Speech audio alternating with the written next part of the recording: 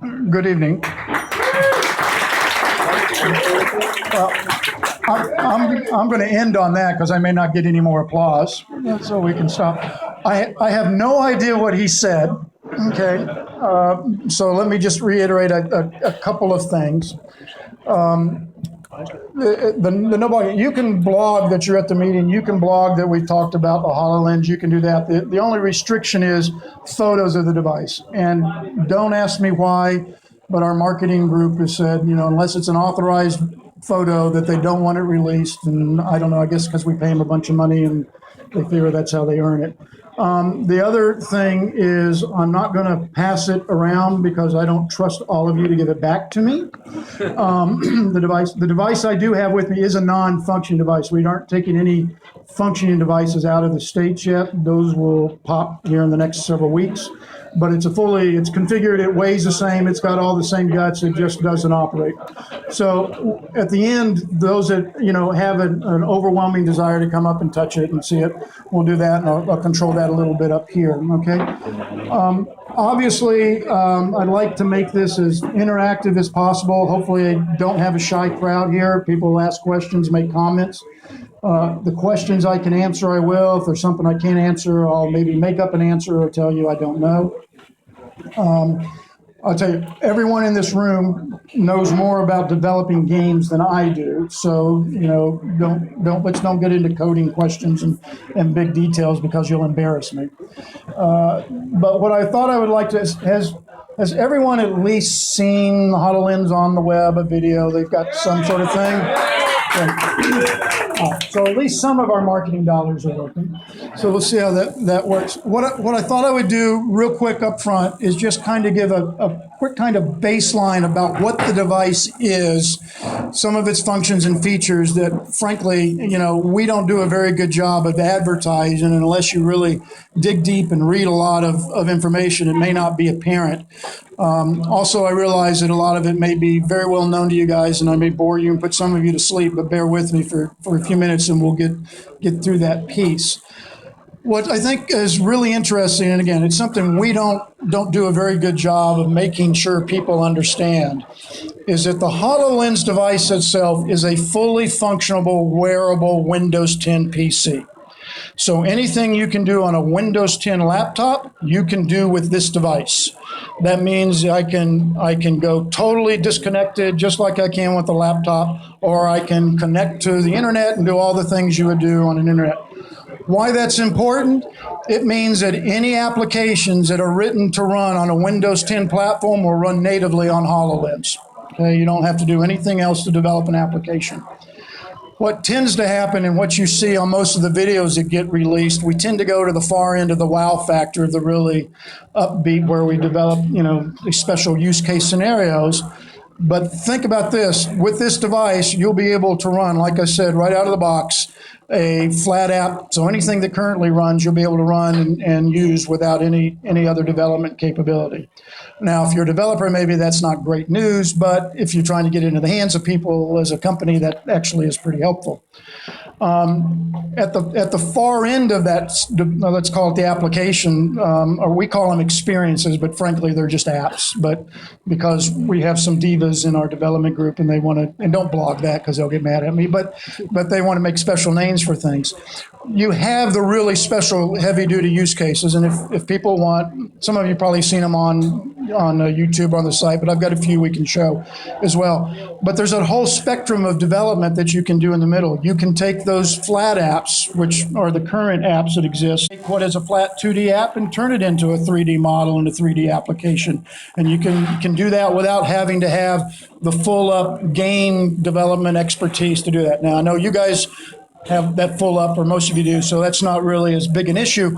But for a lot of use cases, and especially a lot of organizations who want to try and figure out how to get an immediate return on their investment of buying into this platform, the ability to use it quickly is important to them. Then they can go out and hire folks like you to go build out the more complex capabilities.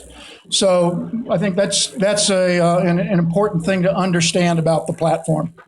So the other thing is, the device, like I said, it is a head-worn device.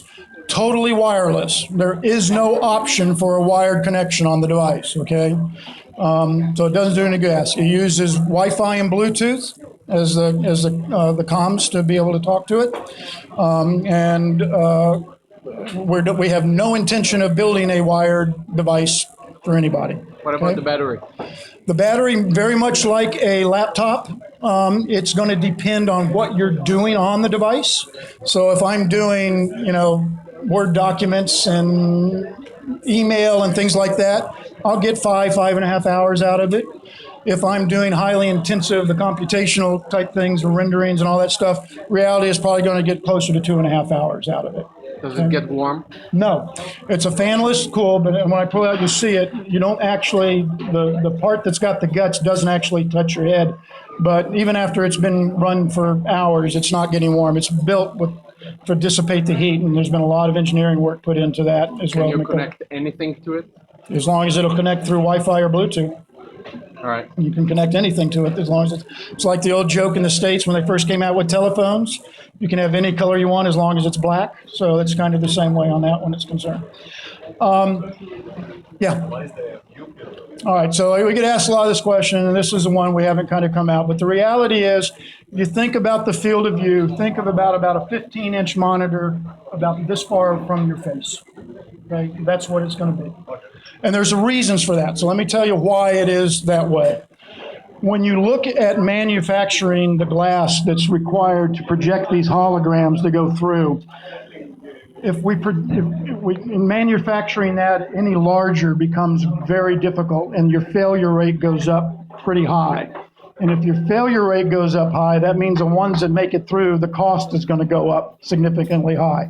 And so instead of making this, and you guys have seen this advertised, it's a $3,000 item for the development kit. Instead of it being $3,000, it's going to be $15,000 because you got to recover those costs.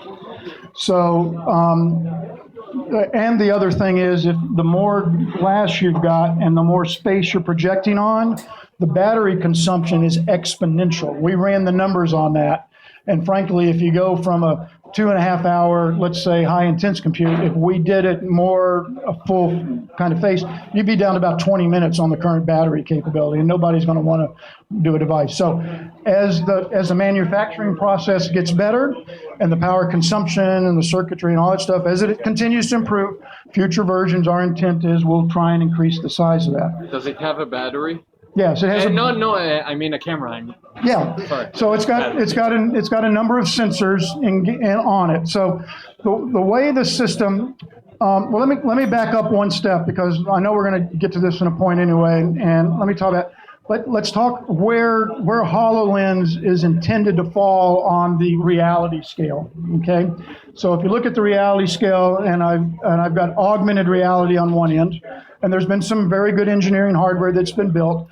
And not here to disparage anybody competitive-wise or anything, but what augmented reality really does is it overlays information on the world that you're looking at, okay? And it's not overly interactive. You can't do a lot with it. And in most of the circumstances for that to be deployed, you have to be tethered to some devices which are tethered to the cloud, so you don't have the ability to be truly independent and standalone capability. But again, certain use cases, certain applications, that's perfectly fine, and there's some good products out there. Let's take the other end of the spectrum, and let's talk about virtual reality, okay? And just because someone brought something else, I'm going to use Oculus Rift as the example, just to spite them. But if you think about the virtual reality, the intent there is to put you into completely immersive environment, right? Again, for certain applications and certain uses, ideal situation, you're going to want to do it, and you're going to want to go that route.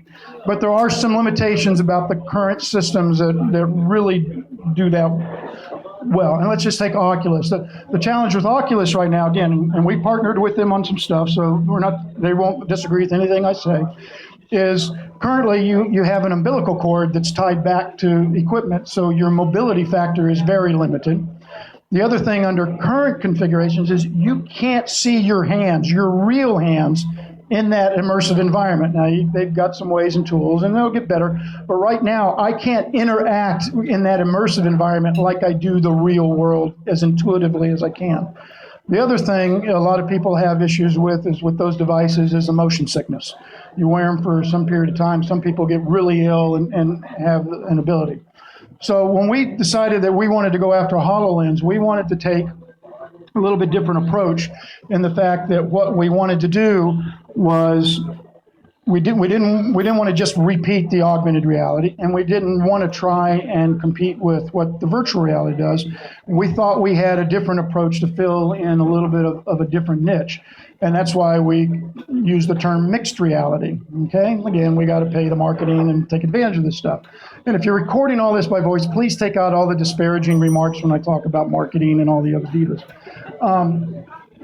So what we do with the HoloLens is is designed with the sensors on board, and that's where we'll get into some of the sensors you're talking about. Is the first sensor we'll talk about is the IR sensors that are in there. And I'm sure all of you are familiar with the Kinect device because you probably have one at home with your Xbox, right? So, or two. So good. All right, just nod yes and make me feel happy. It's the same technology that the Kinect is using, that the IR is using to do what we call a surface map of the room. And so it goes out and it builds a 3D model of the environment that you're in. Okay?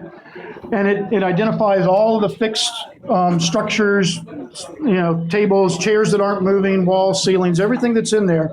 And then what it allows you to do then is you can create holograms that you can place into that real world and interact with those holograms as if they were real objects. So if you've gone into a room and you scanned it and there's a table there, I can create a hologram. I can set it on that. I can give it physical properties. So if it's a bottle and I push it and it falls off, it'll fall to the floor. So it allows you, again, to use it. And because it's a mobile device, I can move around my environment now. I'm not tethered, and I can see what's out there. You can adjust the transparency of the holograms so that you can make them more transparent if there's a reason to do that, or you can make them more opaque if that's what you want to do. The other thing with that field of view, as I said, remember, it's not all encompassing.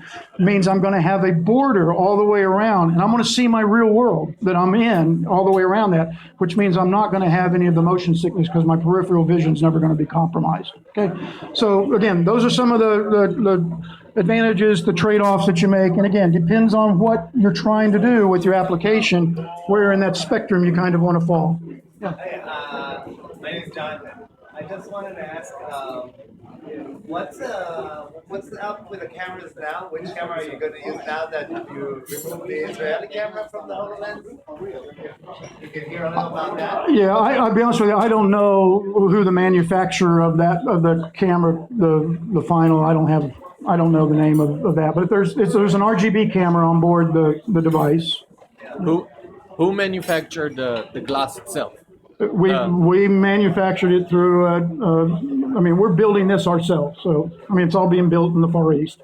So I don't know the name of the company that probably a Taiwan company or someplace, but we're manufacturing the device. My pleasure.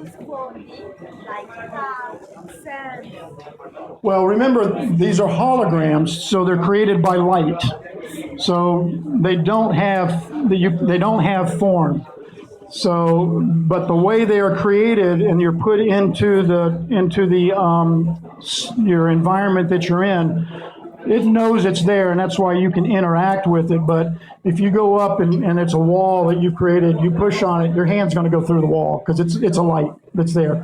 But because it knows that there's an object there, if it's a door and you've given it the properties of a door, it'll open when you push. One of the biggest problems is the latency. How is the latency in the prototype device? If there is a virtual model like this, it will take He's talking about latency. 5 seconds and then will fall. So the question is about latency. So far, all the experiences that we've built or all the applications we built, latency has not been an issue. Now, I am sure that you can come up with something. If you built, so let's back up a little bit else. Because this is basically a laptop you're wearing, you're going to have some limitations on the device. Okay, so in addition to storage and the processing capability, we have what we call a holographic processing unit, and that's what's creating the holograms. If you're rendering a very, very complex scene, with, I don't know, billions of points in the cloud, and you're trying to do that stuff, you're not going to be able to render all that on the device. It's just not going to be able to keep up. In that case, what you do is you would have a server that would be doing the heavy lifting, and it would push that rendered object on the scenes to you, and then you'd use a HoloLens for the displaying and the interaction piece. So you can get to a point to where you could conceivably overwhelm the device. The other place that you need a server is if I link 2 or more HoloLens together to share the same experience, okay? So that's something else that's very unique about this device, is if I've created this experience, I can have multiple people share that experience at the same time. The other kicker is you don't have to be in the same location to do that. You can be halfway around the world as long as you got network connectivity, that bandwidth to be able to do that. And therefore, Games. Games. There's a lot of other enterprise. Because of that. I'm sorry? And it's much heavier, the process is much... Well, yeah, and so his question is the processing much heavier. It still would depend on what you're rendering. If I were rendering a very easy scene, but what you need the server for is the command and control to pass information between the 2 locations. So, because what it's going to do is, and let's say, we've done this location here, you're in, I don't know, you're in Norway, like Norway, maybe not this time of the year, but anyway, you're in Norway, and you're in a location. We've rendered this same scene in Norway. I'm standing here. Your perspective is different than my perspective because we're looking at each other. So what that server is going to do is pass all the data and do the command and control so that I know where you are, you know what I am, and I know what you're looking at, you know what I'm looking at. That's why you have to have that. What will be the development platform for this device? Will it be XAML, HTML5? So the question is, what's the development platform for this? Unity is the tool that's going to be used for the 3D modeling and the gaming drive. Git and Visual Studio are basically all you need. There is no secret sauce from a programming standpoint needed. It's all off the shelf type capabilities, and the big challenge is a lot of enterprises, as you guys know, don't have those skill sets from a development standpoint. So to be able to develop with the Unity, and especially in the gaming type, high-end type of experiences, they're going to have to go out and find those skill sets in communities like this.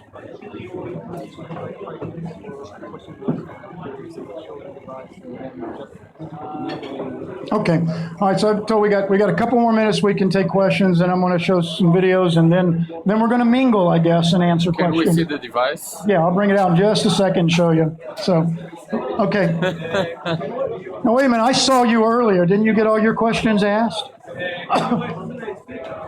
Can you recognize people? If you've got an application, a facial recognition type application or any other thing that's running, and it will run in Windows 10, then you can conceivably do that because you can do remember, there's an RGB camera on board this. Well, yeah, but again, that's dependent on the application. Okay, the camera will register that, but it depends on the application, and as at least my experience is that those applications are very. They can be very unreliable in how they're done. Depends on the camera you're collecting, the lighting conditions, the angles, and all that stuff from either facial recognition or gait tracking or any of that other stuff. So real quick, the other sensors on board that are important to know about, it does have an RGB camera because the way you interact and control this device is through gestures. So in the videos, you've kind of seen what we call the air tap. Think about that as a mouse click. I've got one video I'm going to show you where we've taken that a step further that some of you may have seen, but it hadn't been out that long.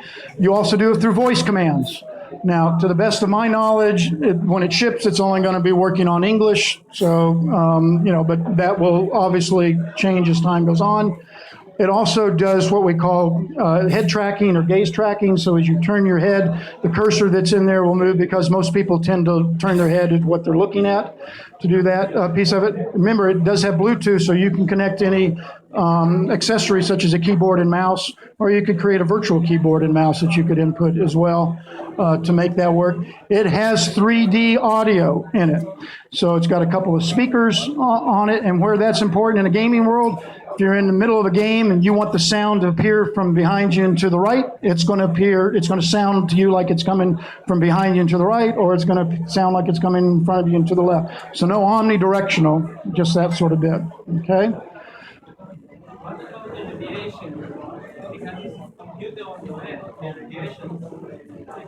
I didn't hear. Did someone hear? That Radiation to the head. It's gone through all the same testing, at least in the U.S., that they go through for any other device. And there's a set of criteria for any wearables that you have, any broadcast systems, all that stuff. It's all in the U.S. It's got the underwriter lab approvals and the FCC approvals. I'm sorry? It's the good radiation. Yeah, it's good stuff for you. So it's passed all those criteria and measures. Okay, two more. While experimenting with network applications, like two people connecting, have you encountered any bandwidth challenges, like passing? So the question is, have we encountered any bandwidth challenges when we've networked people together? No, but we own the bandwidth we're using, so we can allocate it. So yeah, eventually, if you've got distressed comms paths, then you're going to suffer and you're going to get degraded support, just like you would on a video or anything else that's going to take place. But if you've got good bandwidth and good comms, you'll be fine. Last question. Will it run crisis by itself? Will it run, I'm sorry? Like a big, demanding traffic game? No, so that's what I was talking about earlier. If it's requiring more processing capability than that exists on the device itself, you have a server that you do the processing on, and it pushes the rendered imaging capability to the device. It's a standard Intel. Like, I'm just wondering how far can you push it by itself? Yeah, I don't know specifically, what we're doing. I don't have the answer to that. But think of a typical laptop is what it's going to have. It's using the same guts. The difference is it has an added component, that holographic processing unit, and that's what creates the holograms and projects them out. Okay. All right. So I've been told I need to stop with the large group questions. I'm gonna pull the device out. I'm gonna show it to you because it is real, and then I'm gonna show you just a couple of videos. Some of you may have seen, but maybe others you haven't. And then I guess we'll do the mingling stuff. Is that okay? All right.